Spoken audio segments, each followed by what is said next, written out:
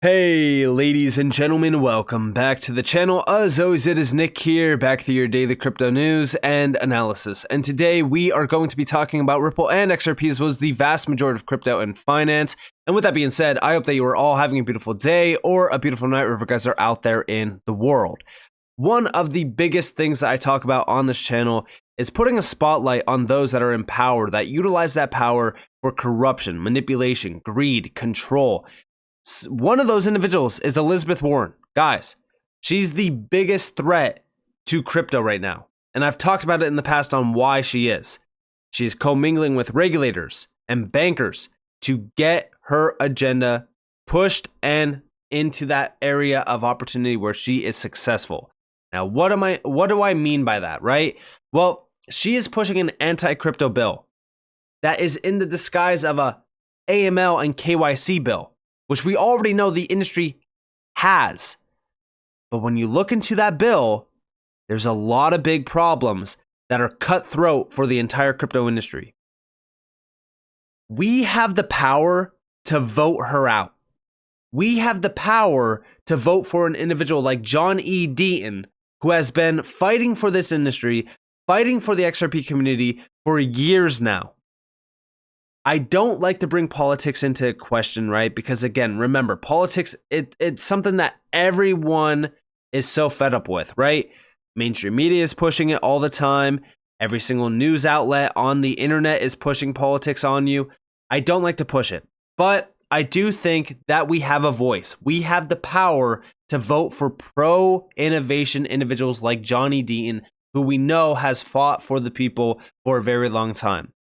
Elizabeth Warren, she is one that loves to support the bankers. She's one that does not care about you or me. She doesn't care about the retail investor. And she is one that, like I said, is trying to stop this industry from succeeding. And if she does that, that is a major problem, especially for the US, because that kills innovation within the US. Remember, they could stop innovation in the US. Outside of the US, it's going to continue to thrive. This technology will succeed whether the US wants to be a part of it or not. So we need to make sure that we are utilizing our voice and the power that we do have to vote for individuals that are going to push innovation and continue to let this space breathe and be successful within the US. And Johnny Deaton, in my opinion, is one of those individuals. But also, Brad Garlinghouse, he was talking about this on Bloomberg.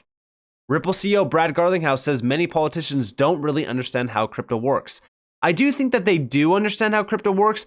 I just think that they are trying to push this narrative and manipulate those like bankers, regulators, individuals like that could ultimately push the agenda as well with them to make sure that they get what they want, which is ultimately control of this industry. But check this out. As you probably know, Ripple, Andreessen Horowitz, and Coinbase put together a super PAC, and we've each put $25 million behind it to support candidates that are pro-crypto and pro-constructive regulation and engagement, really being pro-innovation but protecting consumers at the same time.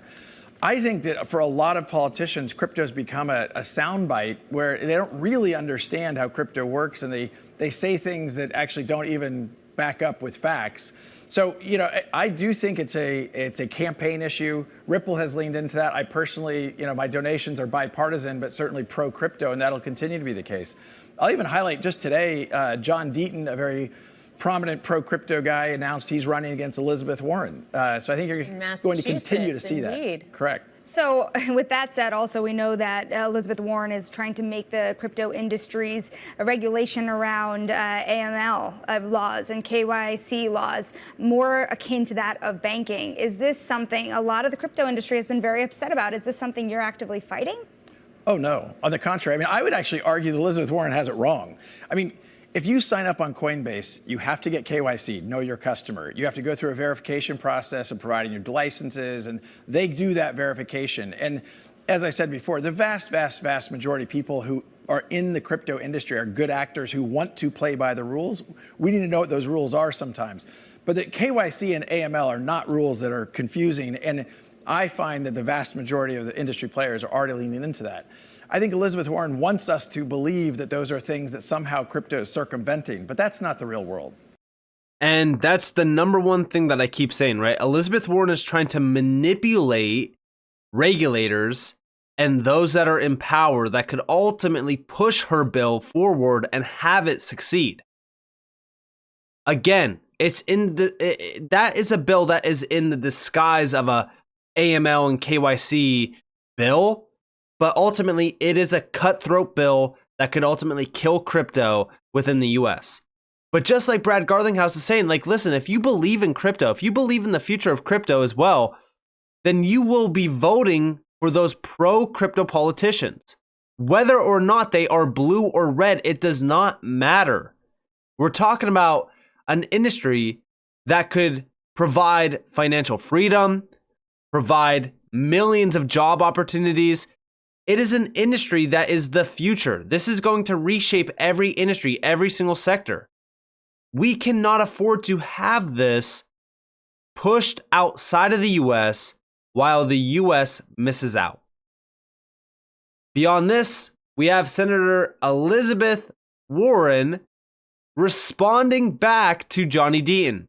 She is rallying her donor base in anticipation of a challenge to her Massachusetts Senate seat from a pro-crypto candidate. In an email sent to me by a source who received it, Warren directly addresses the Boston Globe report speculating that Johnny Deaton will run against her in this year's election. He will. He is. Deaton has not yet announced whether he intends to run. Here we have the announcement. Warren says she's not worried, but her tone tells a different story as she stresses that the crypto lobby has put a target on her back for trying to get the industry to comply with regulations and protect consumers from scams. This is not what she's trying to do, though. This is such a... I'm sorry, guys, but it really does piss me off when we have people like Elizabeth Warren pushing this nonsense. We know that she's not trying to, get the industry to comply with regulations and protect consumers from scams. There's way better ways to go about this. When we really look at the space, those that are here that are good actors, they're already complying with a lot of the regulations that are in place, like Coinbase, for an example. So this is nonsense that is being pushed by an individual like Elizabeth Warren that is already extremely wealthy, that is a pro-banker. But here we have new reporting from the Boston Globe indicates I officially have a Republican challenger considering running against me for Senate in Massachusetts. A guy who just recently moved here is prepared to kickstart his campaign with $500,000 of his own money and has been a big cheerleader for crypto interests.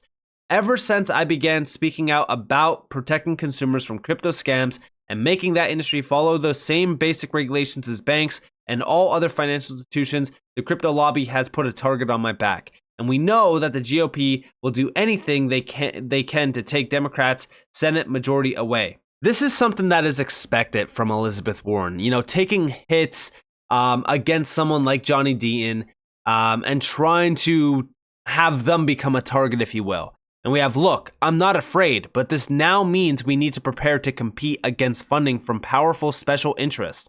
What an interesting way to put this. Wall Street and the GOP. So can you please rush a donation of $28 or anything you can to my re-election campaign so I can keep fighting in the Senate? What a joke, right? But beyond that, we have over here, U.S. Senator Elizabeth Warren, net worth $12 million, has a taxpayer-funded salary of $174,000 a year.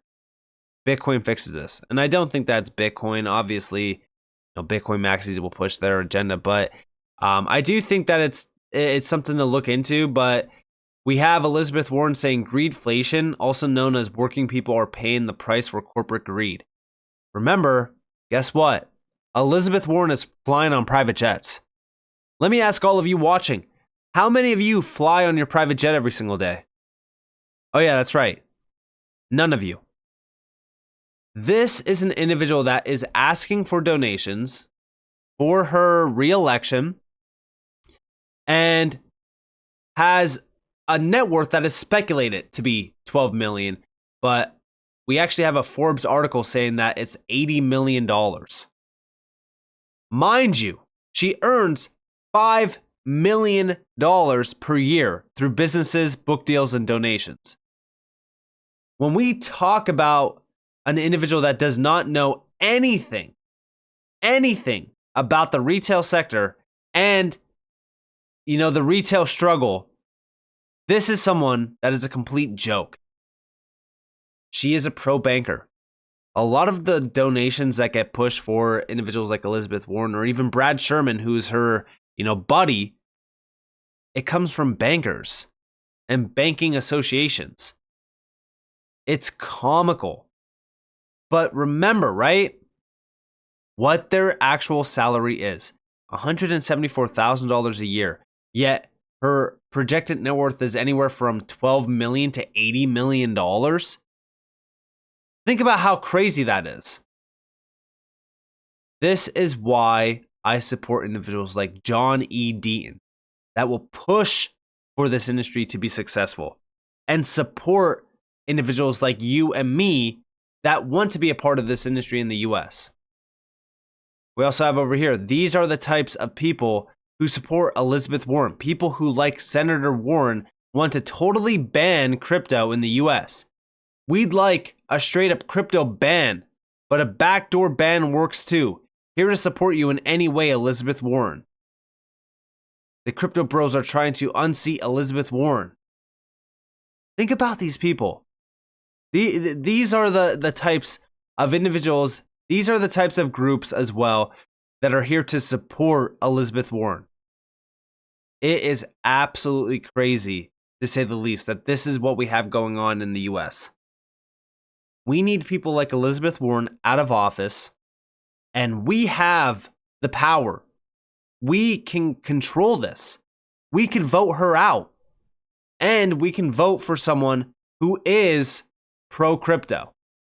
But mind you, do I need to take you guys back a little bit to this? Fox News exposed the entire agenda. This goes back to January of 2023, guys. Elizabeth Warren's scripted ploy to control crypto. Check this out. A bombshell report tonight about how Elizabeth Warren, Senator Elizabeth Warren, and her office coordinated testimony with the Security and Exchange Commission ahead of a Senate hearing. The Heritage Foundation Oversight Project, of which I'm associated, through a FOIA request, obtained emails from Warren's office to the office of Chairman Gary Gensler 2 days before his Senate testimony back in September of 2021. The email from Warren's economic policy advisor includes a list of questions. Get this, a list of questions that Senator Warren planned to ask, along with suggested answers for the chairman of the SEC. The advisor also wrote, quote, "Let me know if you're okay with the questions as currently written." 2 days later, she sent a follow-up, quote, "Let me know if it's looking like the chair has any issue with the framing of the questions. Definitely don't want to put him in a tough spot," end quote. And it appears the chairman didn't have any issue with these questions because Senator Warren asked almost verbatim from the email. Check this out. Chair Gensler, advocates say crypto markets are all about financial inclusion, but the people who are most economically vulnerable are the ones who are most likely to have to withdraw their money the fastest when the market drops. Does this sound like the path to financial inclusion to you? Joining me now is Mike Davis, president of the Article 3 Project. Mike, I know you've got some background working in the United States Senate and the staff there. I served in Congress for 8.5 years. I have never, ever heard of somebody prepping the witness with the questions, the suggested answers, especially from somebody like Senator Warren, who proposes and tells the people, I'm going to fight Wall Street. I'm going to go after the SEC. I'm going to hold their feet to the fire. Meanwhile, she's playing footsies with them, suggesting, here's the questions. Are you okay with them? I've never heard of that. Have you?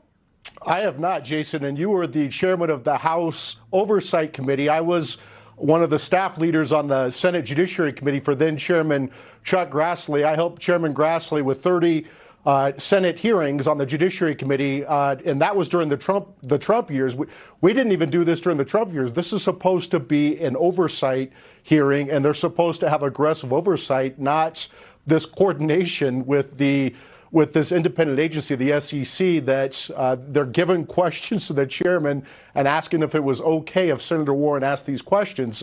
And is it a surprise to anyone that Elizabeth Warren is pretending to be someone who she's not? Yeah, right.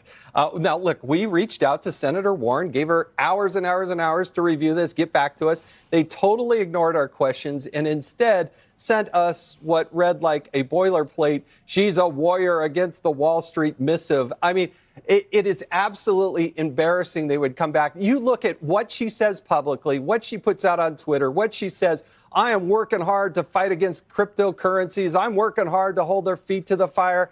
But this email demonstrates they were doing exactly the opposite, almost asking permission if it's okay if we ask these questions. And maybe you might want to answer it this way.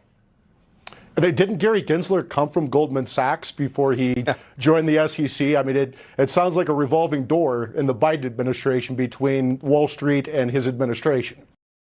And again, this is the number one problem in the U.S. We have regulators that are trying to say that, oh, we're protecting the retail sector. Okay, so that means that you're working with Elizabeth Warren. She's telling you all of the questions and the answers ahead of time to make sure that you are also helping push her agenda, which is ultimately harming the retail sector by killing innovation and controlling innovation within the US. How is that working for the retail sector? How is that helping the retail sector? I bring this up because, remember, the XRP lawsuit, $15 billion in damages upon announcement. And since then, XRP has struggled in price appreciation. And that could directly be tied back to what the SEC has done. You know, they put a stain on the XRP name. They put a stain on, Ripple's name. And this is why I say we need to vote these individuals out. We have the power. I think that's an incredible thing for Johnny Deaton to do, to run for Senate. I'm going to be supporting John. Let me know if you guys are going to be supporting John, because, again, this is something that I think needs to happen. I'm so tired of Elizabeth Warren having any power to her name. This is an individual that has been going around touting nonsense regarding crypto, trying to get her way when it comes to, controlling this industry, trying to kill this industry. The anti-crypto bill that she is pushing, that's apparently for AML and KYC, which we know it's not, is essentially, it puts a chokehold on crypto. And I've always talked about Operation Choke Point 2.0. I think that that's just another piece of the puzzle regarding that. I think that it all stems back to the idea of her working with regulators and working with pro bankers to push her agenda and try to kill this industry in the US, only propelling big bankers again even further and allowing them to get even richer by utilizing private blockchain technology. So with that being said, I hope that you guys enjoyed this video. If you guys did, definitely leave a like, subscribe, to notifications on because more free content. You guys are more than welcome to follow me on Twitter and join the description below. And with that being said, guys, it's been Nick. Thanks for watching. Peace out.